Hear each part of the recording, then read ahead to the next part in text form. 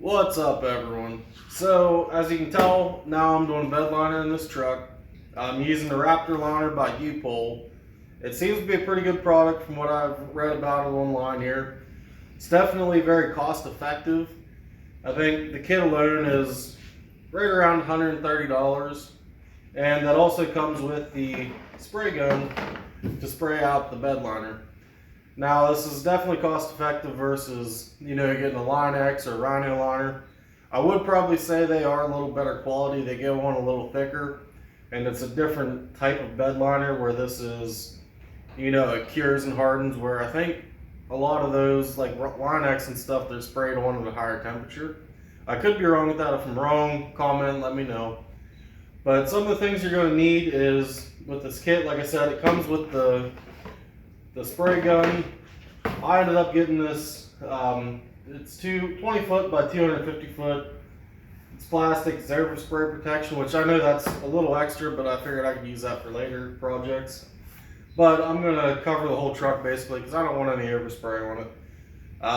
I also, you need a regulator on your air tank to spray this. Normally I think it's around 30 to 40 is kind of where you start out at for your pressure, which I'll let you know as I go on that. And you also need your automotive painting tape, so you can tape everything off and tape your overspray protector down. So the first thing we're going to be doing here today is getting this overspray protection over the cab of the truck and along the bed sides. Once I get that done, I'm going to start, I got to degrease everything in the bed and get it all cleaned up, then I can start sanding. At that point, sanding is going to take a while, getting everything down and scuffed up. If you don't get everything scuffed up, even like in these little edges and stuff like that, the Raptor liner is going to have a hard time sticking. It's basically the same as with any other type of paint or anything like that. You have to have your surfaces scuffed up and cleaned very well. I wanted to share my thoughts as I was spraying this, but obviously with the air compressor and everything else running, I couldn't do it as I was spraying it. So, the first thing that I realized was that I really needed something more than an N95 mask. As soon as I started spraying, it hit me right in the face. It was definitely stronger than what I thought. I did have garage doors open and stuff behind me to get air blowing through, but it still wasn't really enough. So if you have access to any other sort of respirator, that would definitely be beneficial. Another thing that helps is if you can have a second person helping you out. That's also pretty good because you want to keep spraying, and if you have to keep going out and mixing the bed liner up and putting the hardener in it, then you have to shake it for 2 minutes for each one. That takes a lot of time, and that's where having a second person really comes in to help. So for my pressure that I was spraying, I know I said earlier in the video that I thought it was 30 to 40 psi. I was wrong with that. I read on U-Pol's website that they recommended between 45 and 70. Now, the lower the pressure is, the rougher the pattern is going to be, and the higher the pressure, the smoother it's going to be. I ended up going with 45 psi because it is going to be a bed liner. I didn't want it real smooth or anything. So I'm pretty happy with that pressure. That's probably what I would use if I would be doing another bed liner. It's still pretty smooth, which you can see in some of the pictures here.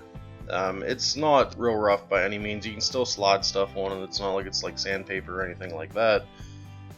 But that's probably a good pressure for doing bed liners and stuff. And another thing I didn't realize before I was going into this was that on the spray gun that you get from U-Pol, that there is actually an adjustment on the nozzle. Now I kind of played around with it a little bit on a piece of plywood just to get it right, but I don't know if it really made a huge difference, but I put it was about in the middle, maybe offset just a little bit. I'll show you a picture of it here. And the other factor that you got to think about is how far you're going to spray. So I tried to stay 15 to 18 inches, somewhere in there. I did change a little bit in certain little areas and stuff that I wanted to try to get it quicker or heavier, just I couldn't reach it. But I didn't really think it made a whole lot of difference on how it looked. So I don't know if that's really that big of a deal. So you can play with it. The best thing to do is get like a piece of plywood or a 2x4 or something to do like a couple test passes with. So I just wanted to give you a good idea on how the texture came out. So I tried to get this focus nice here, there's a good picture of how the texture is. It's pretty rough, but like I said, it's still pretty smooth to, you know, if you want to slide anything across it. So just a couple final thoughts here. As you can see, I got everything done here and tapes all removed. I let it set up for a couple days here. Everything's hardened up nice. It turned out pretty good. It is a lot of work, so I'm kind of mixed on if I get another truck, if I would do it again or just pay somebody to do it.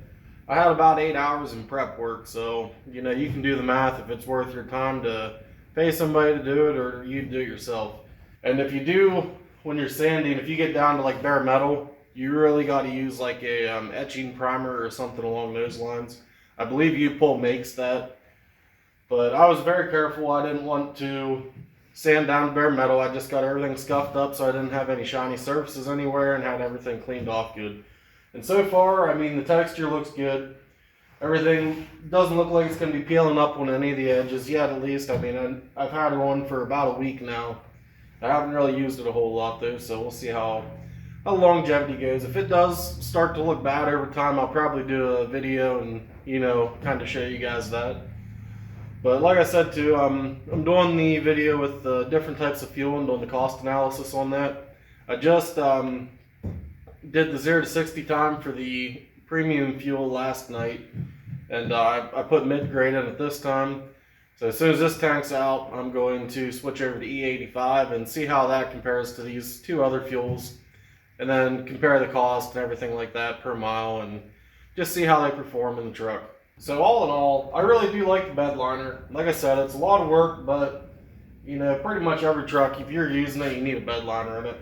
And this one didn't have one in it when I bought it, so that's why I ended up doing it. And I did it myself because I like working on things myself, and I wanted to try to save a few bucks. You know, hopefully this helped you guys if you're going to be doing something similar to this. And hopefully I can get some new videos up here in the future. I'm thinking about doing a camera system video. I have cameras in my shop in my house, and you know, I think a lot of people didn't realize how easy they are to set up. So I was thinking about maybe just doing that, because I know a lot of you guys, if you're watching me do this type of thing, you probably have garages and stuff like that, you know, you'll see how cheap a camera system really is and how easy they are to do too. So I might end up doing something like that just to show you guys on how I set them up. So if you're interested in that, please let me know. But anyways, thanks for watching, and hopefully this helped you out.